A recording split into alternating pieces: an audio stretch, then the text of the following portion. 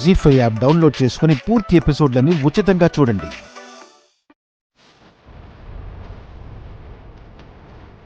ఏంటి మీరు చెప్తుంది? నిజమత్తయ్యా, అమ్మవారు పూని విగ్రహం ఎక్కడుందో చెప్తుందంట.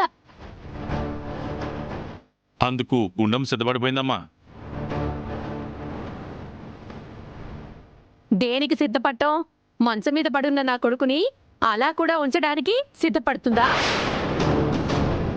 అలాంటివేంటమ్మా? ఎలా అనమంటావురా?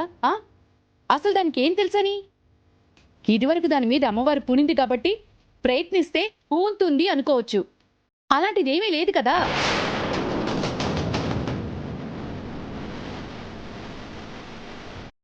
అమ్మవారు పూనకపోతే, ఆ విగ్రహం ఎక్కడుందో తెలియకపోతే అప్పుడేంటి పరిస్థితి?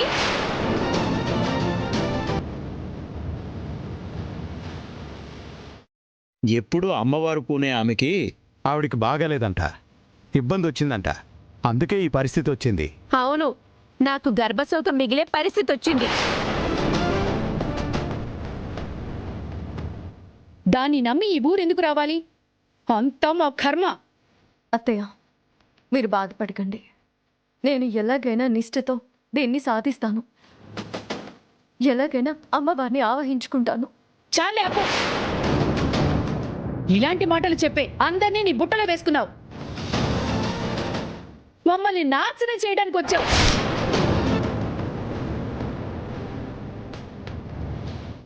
నా కొడుకుని బొట్టను పెట్టుకోవడానికి నువ్వు పుట్టావే.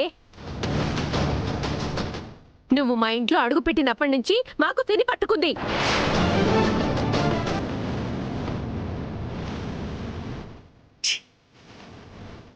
ఏం మాట్లాడుతున్నారే? ఏం మాట్లాడవేంటి బావా? ఇదొచ్చినప్పటి నుంచి వాడి జీవితం కష్టాల పాలైంది. అది కాస్త చిలికి చిలికి గాలివానైనట్టు ప్రాణపై స్థితికి వచ్చేసాయి. ఆ స్వామీజీ చెప్పినట్టు అమ్మవారు పూనకపోతే అప్పుడేంటి పరిస్థితి? పూంతి ఏం చెప్తారమ్మా?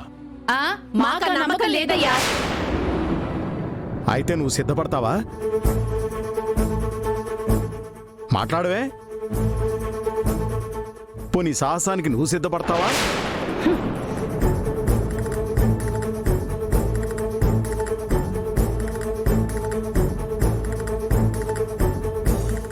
కన్న ప్రేమ అని, పెంచిన ప్రేమ అని అనుకుంటూ ఒకరికొకరు వంతులేసుకుంటున్నారు కదా.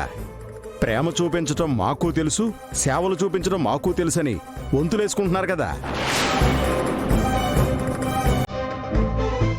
కట్టుకున్నవాడు ఆ పరిస్థితుల్లో ఉంటే ఆ పిల్లని దగ్గరకు రాకుండా చేశారు కదే.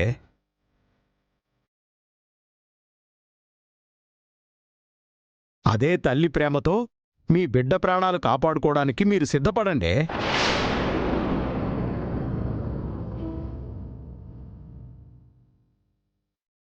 మీలో ఎవరో ఒకరు అమ్మవారిని ఒంటి మీదకి తెచ్చుకోవడానికి ముందుకొచ్చి నిలబడండి.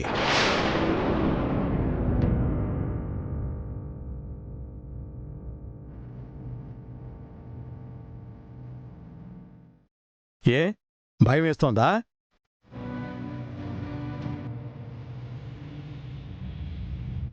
కానీ ఈ పిల్లక భయం లేదు.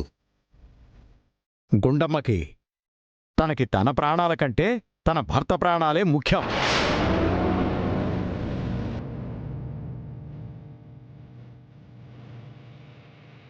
జీ5 యాప్ డౌన్లోడ్ చేసి అన్ని ఎపిసోడ్స్ పూర్తి ఉచితంగా చూడండి.